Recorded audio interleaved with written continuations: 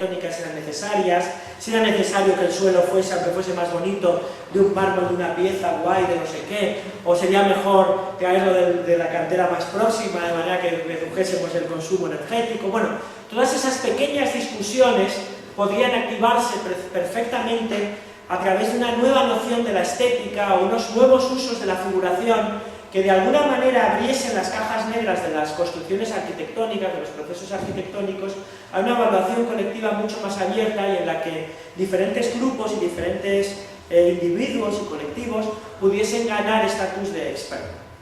Y la última cosa es el paso del final feliz a la disputa con urbanidad. Termino rapidísimo, este es súper fácil de entender, que es unas fotografías de los años 50, de un seminario menor en Plasencia. Como veis aquí, el seminario menor, bueno, más todavía en esta fotografía, la anterior es demasiado folclórica, a lo mejor casi, pero el seminario, desde luego, era una fábrica de ciertas homologaciones, uniformizaciones, no solamente de las mentes, de las cotidianidades, sino incluso de la conformación corporal de los seminaristas que venían a vivir aquí, ¿no? De alguna manera el seminario podría ser entendido como una especie de máquina para promover cierta homogeneidad entre los individuos que vivían aquí. Una vez más, esto no es un proyecto inmaterial, no es un proyecto que se hiciese solamente con el instructor dando indicaciones a estos niños, sino que la arquitectura tenía, los dispositivos arquitectónicos tenían una agencia en este proceso. Esto, por ejemplo, es una planta de las habitaciones de los seminaristas, que cada uno de estos cubículos es una de estas habitaciones, y como veis tenían un paseo de ronda diseñado según entrevistas y conversaciones que pudimos mantener con los entonces niños, que ahora son personas muy mayores. Estaban diseñados para que durante la noche, en diferentes momentos, un sacerdote pudiese dar una vuelta y vigilar los comportamientos nocturnos de los niños, para evitar conductas, asociaciones, prácticas que no tuviesen cabida dentro de la ética o de la moral que querían promover entre los niños que estaban llamados a convertirse en sacerdotes. Esto es un proyecto material que podemos rastrear en toda la historia desde luego de la arquitectura europea y que desde luego como ha contado Peter Sloterdijk, ¿no?, en Si Europa despierta, puede rastrearse incluso en la utilización que el balcón de San Pedro se hace en el Urbi et Orbi, toda esta insistencia en la posibilidad de crear un centro y de irradiar la ideología que se promueve en este centro a toda la periferia de lo que ocurre en el balcón de San Pedro. Esto es muy importante, como cuenta Peter Sloterdijk. Bueno, esta es una pequeña aportación mía, que incluso en Eurovisión, que probablemente es uno de los primeros proyectos de Unión Europea cultural que podemos rastrear, se insiste en esta posibilidad de crear un centro e irradiarlo en todas las direcciones, en unos casos en forma de oración, en otros casos en forma de canciones de Julio Iglesias, no sé de quién, pero desde luego está ahí. Y tiene una explicitación clara, incluso en los discursos contemporáneos de Benedicto XVI, como en la solemnidad de la Inmaculada Concepción, al celebrarse los 40 años de la clausura del Concilio Vaticano II, los que Benedicto XVI decía: la orientación mariana del Concilio Vaticano II nos remite a la gran creyente, la Inmaculada, que llena de confianza se pone en las manos de Dios, abandonándose a su voluntad, delegando en Dios, ¿no? Nos remite a la humilde madre, que cuando la misión del Hijo lo exige, se aparta, y al mismo tiempo a la mujer valiente que mientras los discípulos huyen, está al pie de la cruz. Cristo, dicen los padres, como cabeza es inseparable de su cuerpo, que es la Iglesia. O sea, que esto realmente es una especie de delirio de Leviatán, de Hobbes casi, ¿no? La madre de la cabeza es también la madre de toda la Iglesia. Ella está, por decirlo así, tendría que mejorar la redacción, por cierto, por decirlo así, por completo despojada de sí misma. Se entregó totalmente a Cristo y con Él se nos da como don a todos nosotros. En efecto, cuanto más se entrega a la persona humana, tanto más se encuentra a sí misma. Cuanto más se entrega a la persona humana a un metabolismo colectivo, tanto más se encuentra a sí misma. En realidad esto, bueno, aquí tenemos una animación que no funciona, en la que vemos que la Iglesia nunca ha funcionado así, porque aquí lo que salía es empezaba a salir el mundo y empezaban a salir todas las polémicas que hay dentro de la Iglesia católica, entre los grupos de sacerdotes que están a favor del sacerdocio femenino, entre aquellos que están a favor del aborto, entre aquellos que están, todas las polémicas que están promovidas dentro de la propia organización de la Iglesia católica y que hacen pensar que la Iglesia no solamente promueve esta fórmula de ciudadanía basada en que cada uno se aparta y deja pasar la ideología de Cristo, que por supuesto viene del Papa, y deja que opere a través de uno mismo, sino que en realidad incluso la Iglesia Católica es una arena de permanente disputa. Yo trabajé en la transformación de este seminario como resultado de un concurso público en una residencia geriátrica, porque como muchos de vosotros sabréis, la Iglesia no tiene vocaciones, pero sin embargo tiene una gran masa de personas muy mayores a las que tiene que dar asistencia geriátrica, y para hacerlo económicamente viable lo concentran en lo que llaman casas sacerdotales. Y lo que hicimos fue, esta es la transformación, intentar operar una transformación en el diseño arquitectónico de manera que pudiésemos promover un día a día basado no tanto en la homologación, en la unificación, sino en la disputa permanente y colectiva como oportunidad para emerger como un ciudadano dotado de una opinión en el día a día de muchas opiniones y participante en polémicas del día a día y por tanto activo políticamente. Estos son los conjuntos de dispositivos que promovían estas discusiones, que eran como los mandos a distancia de las casas. Cuando alguien quiere ver, yo siempre me acuerdo de cuando en casa de mis padres yo quería ver Salsa Rosa y mi hermana quería ver partido de fútbol, y empezamos a pelearnos y entonces yo tenía que defender que era mucho más interesante ver en qué medida Sara Montiel o lo que sea salía repetida a operaciones, no. Mi hermana siempre me decía que eso era una tontería y que era mucho más importante ver el partido de fútbol, pero en ese momento, incluso en esas pequeñas polémicas, emergíamos como ciudadanos políticamente microactivados, también muchas veces viendo informes semanales, polémicas más interesantes a lo mejor, por medio de la discusión que el mando a distancia habilitaba en el cuarto de estar. Os pongo solo un ejemplo y con esto termino. Por ejemplo, una de las cosas que hicimos fue, en lugar de diseñar un jardín, pusimos unas banderitas en las que asignábamos a cada persona que vivía aquí, cada apartamento, un sector del jardín, de manera que ellos dotábamos una pequeña constitución de andar por casa, en la que cada uno de ellos podía hacer lo que quería en su sector del jardín. Pero nosotros no llegamos a definir nunca los límites ni los caminos para llegar a cada una de estos sectores o de estas parcelas, de manera que la negociación de los límites y de los caminos era algo que debía darse como una discusión permanente en la casa sacerdotal, una especie de puerto-urraquización, digamos que pacífica, del jardín. Y os voy a contar una evolución de esto. Esto fue unas fotografías un año después de que la casa ya estuviese ocupada. Aquí veis muchos sacerdotes retirados o jubilados, vamos, y unas monjas también que están ahí al fondo, también jubiladas, que vivían en esta casa. Y esto es con lo que quiero terminar. Esta es una fotografía de este jardín. Como veis, la disposición de los numeritos que asignaban en las parcelas no corresponden a la fotografía que os había diseñado. Ha sufrido toda una evolución este jardín y la evolución es lo que en realidad es interesante. Porque lo que ocurrió principalmente es que este señor que está aquí, que no está posando para la foto, está realmente vigilando lo que hacíamos con estos jardines porque era el responsable. En un momento determinado pensó que en su trozo de jardín, que curiosamente le había tocado en la zona de la entrada por aquí, en lugar de hacer un jardín ornamental, él iba a plantar acelgas, concretamente. Y entró en conflicto con unas de las monjas que estaban por allí al fondo, que vivían precisamente, además, en estas habitaciones de la manchita azul, porque ellas pensaban, se generó una polémica muy concreta en la que ellas argumentaban que la entrada no debía estar ocupada por plantas como las acelgas, sino que deberían haber un jardín ornamental.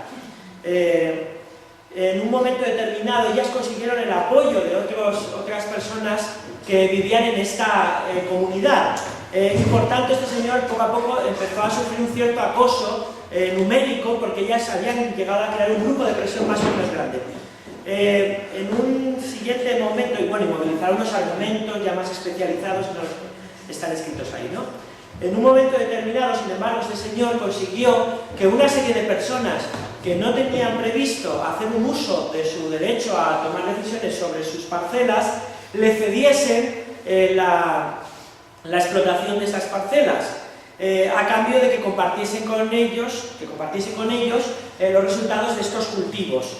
Y por tanto, de pronto ganó un peso territorial muchísimo mayor que el que tenían las monjas que defendían el jardín ornamental en la entrada. Y tenía además el apoyo de todas estas personas que habían entrado en asociación con él y habían formado todos ellos un pequeño colectivo del día a día. Las monjas hicieron un movimiento muy hábil, en mi opinión, porque lo que hicieron es movilizar esta gran figura del experto y reclutaron a una señora que era una jardinera que vive en la ciudad de Plasencia y con la autoridad de la experta que confirmó que era del todo inadecuado y contrario a las normas inquebrantables de las buenas prácticas del diseño de jardines, colocar plantas, o sea que había que poner plantas ornamentales en la entrada, básicamente, según todas las prácticas de los expertos, pues ellas ganaron un gran poder. Pero claro, de pronto hubo la posibilidad de que todos los argumentos evolucionasen hacia una redistribución de las parcelas, de manera que todas las parcelas se reconfiguraron y llegaron a un pequeño acuerdo parcial por el cual las monjas podían... bueno, también es muy importante que las monjas en el paso anterior hicieron una ocupación de las parcelas anteriores, de las parcelas de la entrada. O sea, que las monjas en un momento determinado hicieron una ocupación, una desobediencia a la reglamentación y tal, ocuparon la entrada y empezaron a plantar rosales. Y entonces la forma de que de alguna manera pudiesen revertir el daño que habían hecho a este señor y a sus aliados fue que se redistribuyesen las parcelas y llegaron a un pequeño acuerdo que probablemente ahora ya han revisado, porque esto fue ya hace, no sé, casi 10 años, probablemente lo han revisado 1000 veces y ahora ya han hecho esto. Bueno, a mí eso me parece muy interesante, porque aquí hay una fotografía en la que están todos ellos, que desde luego no se parece a los típicos renders sonrientes de los arquitectos, así, que habitualmente utilizamos los arquitectos, ¿no? Es una comunidad que, yo os he contado solo una pequeñísima polémica, pero hay millones, desde cómo se colocan las mesas en el catering, nosotros tenemos todo un recuento, pero como no me da tiempo.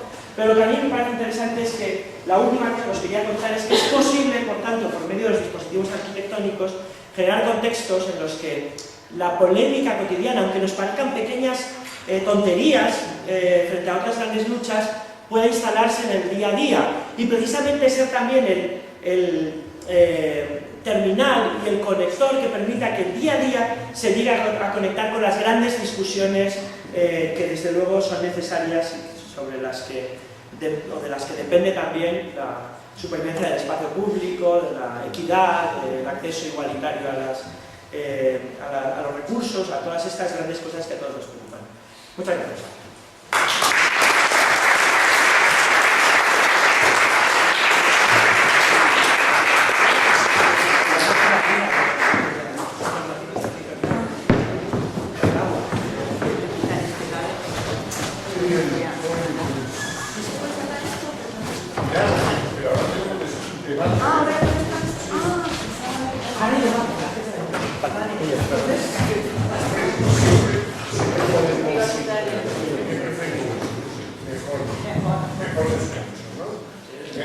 Debate ahora y luego descanso y seguimos con vida.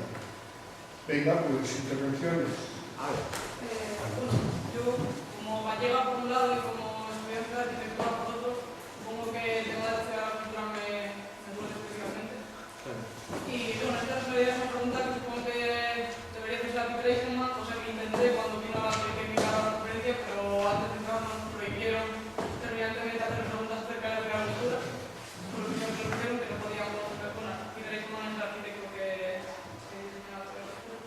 Y quería preguntarse, porque supongo que tú esto lo sabrás, hasta qué punto un arquitecto cuando le dan un presupuesto puede sobrepasarlo de la forma en la que lo hizo Eisenman, o sea, a nivel legal, ya, quiero decir, si a ti tú firmas un proyecto que vas a hacer y te dan un presupuesto para hacer el proyecto, sea, yo entiendo que legalmente tiene que haber límites que no te permitan cuantificar y multiplicar lo que haya hecho ese hombre es supuesto. O sea, y no sé cómo no ha pasado nada, o sea, no ha habido ningún tipo de multa ni de penalización hacia él. O sea, no sé si es que ha hecho algún trato oscuro con el señor Monastrava o simplemente que no hay ningún tipo de recurso legal que permita, vamos, penalizar ese tipo de comportamiento. Sí. Bueno, es una pregunta muy buena. Yo no soy desde luego un experto en este tema, ¿no? De contratación pública, pero desde luego lo que yo pude ver desde luego en este caso es que formaba parte de esta especie de cosa que nos ha atravesado en los últimos años, desgraciadamente, de los proyectos singulares en los que se pensaba que iba a haber un rédito en hacer una cosa tan disparatada en Santiago de Compostela. El rédito iba a estar de alguna manera en que habría un retorno de esa inversión en prestigio, el prestigio de un arquitecto famoso, internacional, no sé qué.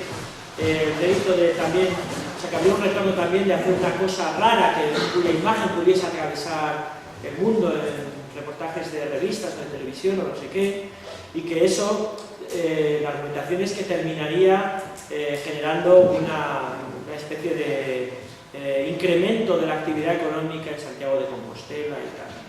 Eso no ha ocurrido, desde luego. O sea, que esa es la primera cosa, pero esa es la argumentación que se decía.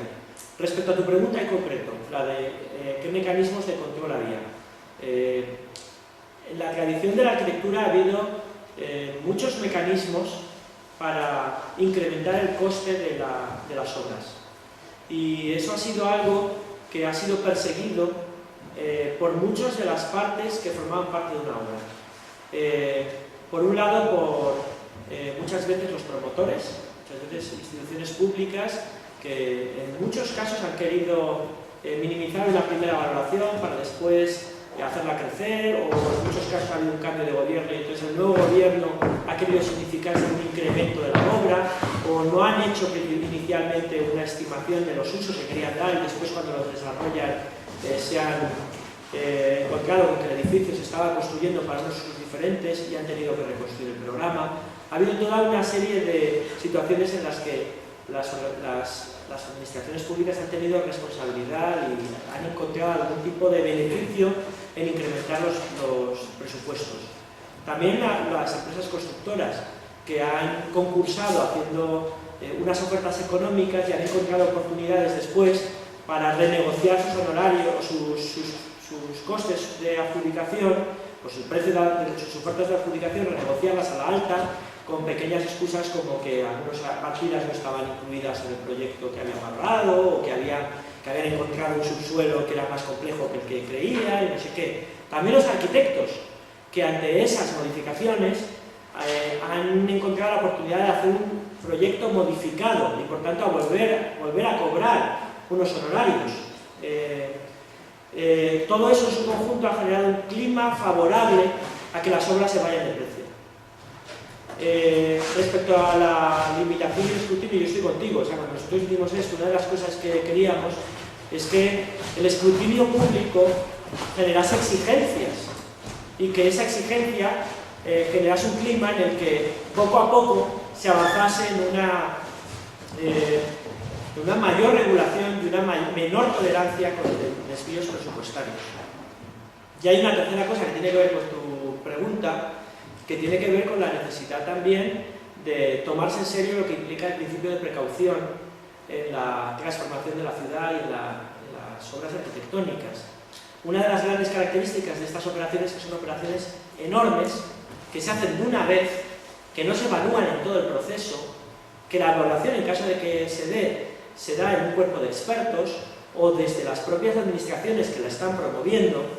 Creo que es importante entender que la importancia del principio de precaución, la necesidad de que acciones tan grandes que van a comprometer presupuestos, que pueden tener un impacto muy grande en el futuro de una comunidad, no solamente medioambiental, sino también una comunidad económica, tecnológica, cultural, lo que sea, es necesario fragmentarla en pequeños trozos que permitan un primer ensayo, una evaluación colectiva de cómo ha funcionado y el rediseño de la agenda para el escalado en una segunda fase, en una tercera, en una cuarta.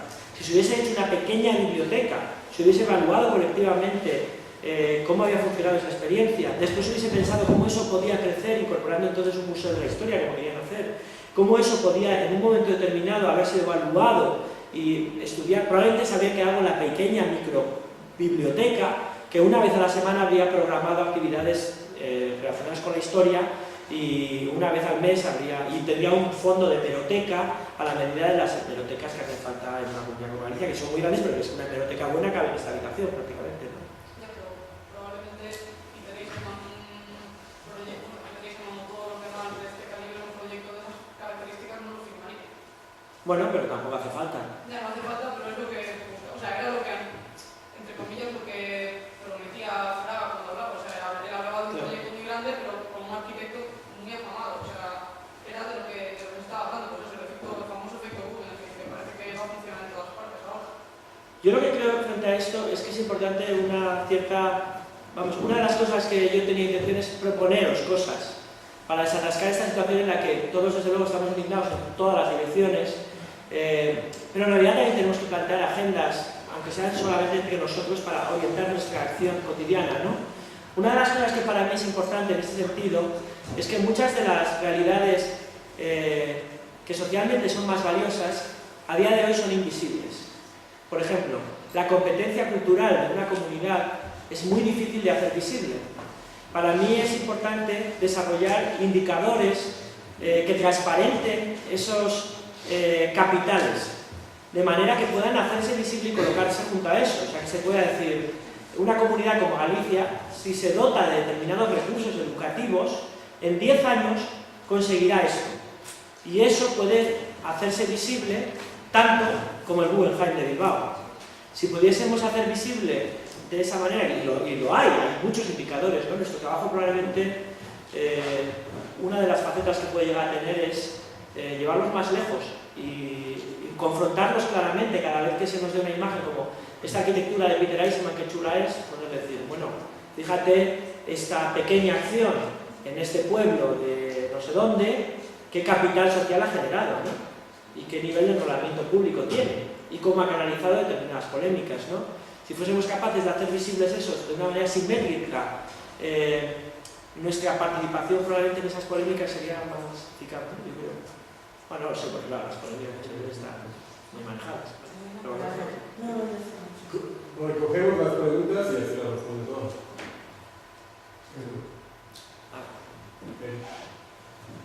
Que me llama la atención esta idea de que las arquitecturas están imbricadas en la construcción de hegemonías y que trata de resaltar la encarnación de lo político en las arquitecturas. Que mirando otras ciudades, mirando por ejemplo ciudades en América Latina, los dispositivos arquitectónicos y las políticas cotidianas, ¿de qué manera jugarían en las contiendas políticas? ¿De qué manera pueden ser potenciales para visibilizar esas realidades invisibles? Sí, es muy buena pregunta. Espera. Sí. Vamos, vemos todas, ¿no? Vale. ¿Más preguntas?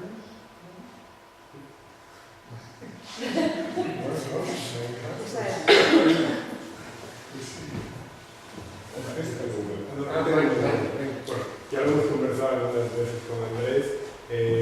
Lo primero me ha gustado mucho, sobre todo me gusta, lo habíamos comentado en el almuerzo igual con Pilar, aparte de un diagnóstico crítico de la situación, plantear alternativas, ¿no? Que en la evaluación que hace de reapropiación por parte de lo doméstico, digamos, de instrumentos, dispositivos que de partida serían parte de las estructuras dominantes, pero de lo cotidiano se reapropian para plantear alternativas y resistencias, que es verdad que desde algunos análisis estructurales a veces se olvidan o no se ven muy bien o no se entiende muy bien la parte de la recepción crítica por parte de la gente.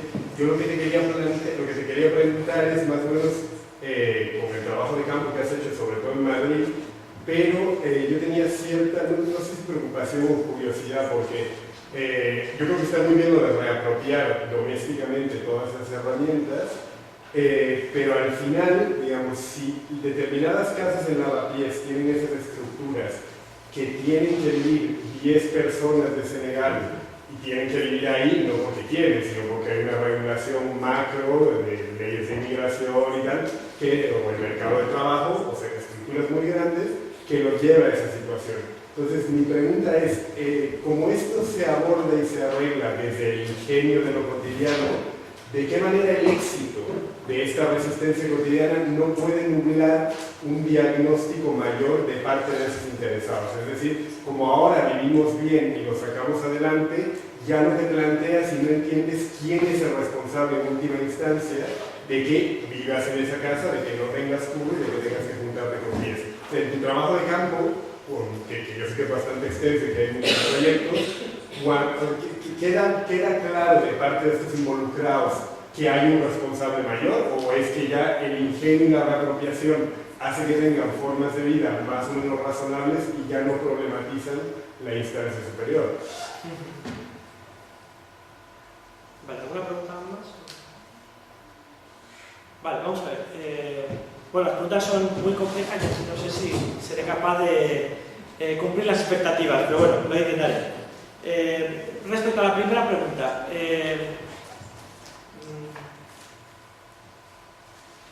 las arquitecturas, desde luego, forman parte de la construcción de estas polémicas. Están en el centro de ellas muchas veces y, desde luego, son agencias de ellas. En concreto, en este tipo de acción política que podríamos llamar, que es la constitución o la habilitación de hegemonías o el trabajo por el cual se producen estratificaciones sociales, desde luego la arquitectura tiene unos ejemplos ilustres, para empezar las propias escaleras, que son desde luego dispositivos de estratificación social evidentes, ¿no? Para todas aquellas personas que estén familiarizadas con personas con discapacidades, lo pueden ver claramente, ¿no? Por supuesto que en esto la responsabilidad es una responsabilidad colectiva y es difícil, como decía al principio, otorgársela únicamente a los dispositivos arquitectónicos, pero desde luego los dispositivos arquitectónicos forman parte del tejido de asociaciones en las que esas discriminaciones y esas hegemonías se construyen. En la segunda parte de la pregunta planteabas qué papel puede jugar la arquitectura en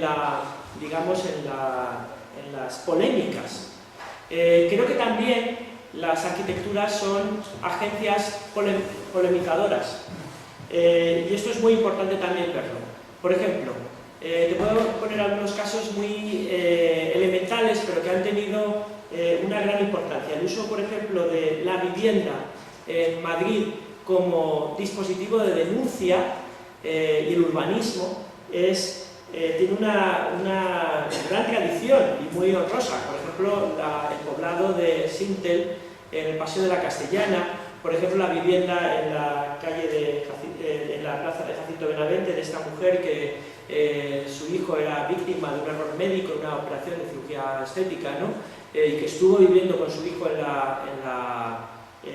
la calle, y construyó una casa que evidenciaba y denunciaba esta situación. En esos dos casos, de una manera muy explícita, la arquitectura y pequeños microurbanismos se convirtieron en elementos de denuncia que participaban en una polémica. Ahora mismo estamos trabajando en una investigación de largo recorrido sobre la reconstrucción del pabellón de Mies van der Rohe en Barcelona. El pabellón de Mies van der Rohe, la reconstrucción, se pensó como un dispositivo para hacer visibles y polemizar los años de políticas urbanísticas franquistas en la ciudad de Barcelona, y la insistencia en determinados modelos historicistas que venían, según los promotores de la reconstrucción del pabellón de Barcelona, a perpetuar esta idea centralista de la gestión del Estado que tanto había perjudicado, en su opinión, a Barcelona. En el día a día serán otras intervenciones más interesantes, a lo mejor, porque son menos explícitas. Por ejemplo, los cubos de basura multiplicados que muchas personas tienen en su cocina son dispositivos que participan de la polémica sobre la separación de la basura, que tenemos que tener en cuenta que es una gran polémica, que en muchos países, en muchos contextos, hay grandes grupos que no consideran prioritaria el tratamiento que cierre los ciclos materiales en la gestión de los residuos. Por ejemplo, estas señales que se colocaron en un momento determinado en las carreteras francesas que hacían visibles los muertos en accidentes de tráfico eran dispositivos que traían al día a día una polémica que tampoco existía antes, que era la polémica de los muertos que eran invisibles y por tanto la necesidad de repensar la responsabilidad sobre las muertes en carretera. Bueno, podríamos seguir, pero desde luego hay muchos ejemplos que se podrían aportar de cómo el diseño arquitectónico tiene como objetivo o como resultado la intervención en polémicas, en hegemonías, en muchos de estos procesos que relacionamos con lo político. En el caso de Latinoamérica podríamos incidir en muchos ejemplos. Hay ejemplos paradigmáticos, tanto para bien como para mal, que luego, bueno, podríamos extenderlos, pero vamos, probablemente sepas mucho más que yo de todos ellos. Respecto a las preguntas que planteas,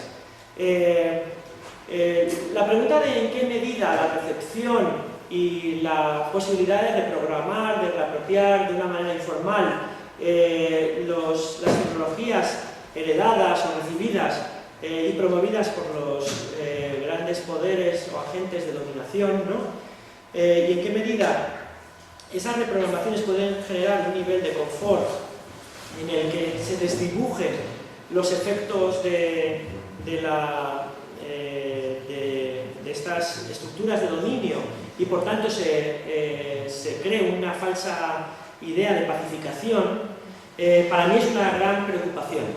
De hecho, creo que es importante encontrar una nueva idea de confort. Una idea de confort en la que en el proceso de adaptación y de reapropiación no se desdibujen las aristas. Esto creo que puede hacerse a través de soluciones tecnológicas que exijan de alguna manera un posicionamiento controvertido, que vayan al centro de todas esas polémicas y que hagan evidente la diferencia entre aquellos postulados o aquellos programas recibidos y sus respuestas, y que hagan además explícita la diferencia entre unas respuestas y otras. Creo que, por ejemplo, una estrategia de diseño de semáforos, por ejemplo, o de rediseño de semáforos, incluso de intervención en los semáforos, que permitiese explicitar a aquellas personas que están utilizando el coche y que por tanto están haciendo determinados usos de los recursos colectivos y permitan hacer visible en qué grado dificultan la movilidad, por ejemplo, ciclista o peatonal, o en qué grado están generando una contaminación que está provocando un perjuicio a los que viven allí y a su sistema vascular, sería para mí el ejemplo bueno de algo así. Hay muchos ejemplos en los que se ha problematizado, se han creado modelos de acomodación y de adaptación en los que las aristas han seguido abiertas. Yo creo que, por ejemplo, la manera en que muchas fórmulas de comercio justo han hecho evidentes las diferencias entre unas formas de cultivar y otras, de fabricar y otras, y en qué medida han podido competir con productos corporativos, es un ejemplo. Es decir, plantean una cierta adaptación, un cierto campo para la disidencia confortable, por ejemplo, una economía para aquellos que producen de otra manera y que quieren entrar en otras líneas de comercialización, porque son todas las reservas que todo el mundo quiere, determinadas formas de entender el comercio justo, ¿no? Pero que en un momento determinado pueden hacer muy evidentes las diferencias entre unas formas de comercio y otras, ¿no? Para mí, por ejemplo, lo que yo he trabajado, que es en este espacio de residencia geriátrica casi, cosas tan tontas como la hora en la que se apaga la televisión y dejar el mando a distancia de la tele al alcance de todo el mundo, diseñando una caja de acero en la que no es tan fácil quitarlo, ha sido algo que ha permitido hacer muy explícito los momentos en los que la dirección de la residencia geriátrica decide apagar la televisión y por tanto si bien es cierto que las personas que están allí pueden tener un acceso al mando a distancia que les podría aportar una cierta sensación de confort y de libertad frente al dominio del director, también es cierto que hace muy evidente el momento en que el director los directores, los que mandan allí y ejercen labores de dominio, deciden apagar la televisión. Porque el propio hecho de que el mando a distancia sea tan visible, tenga que ir alguien allí a hacer así, eso sería para mí un ejemplo de cómo determinados grados de confort mantienen las polémicas abiertas sin generar una apariencia de pacificación. Desde luego sería mi objetivo, pero comparto contigo esa preocupación. Muy bien, muchas gracias. Entonces, como que vas a quedar después, Sí, yo voy a... podemos retomar luego con Pilar algunos temas. ¿Vale? Pues venga, pues descanso. No sé si trabajo. No, llegué a una café de foto.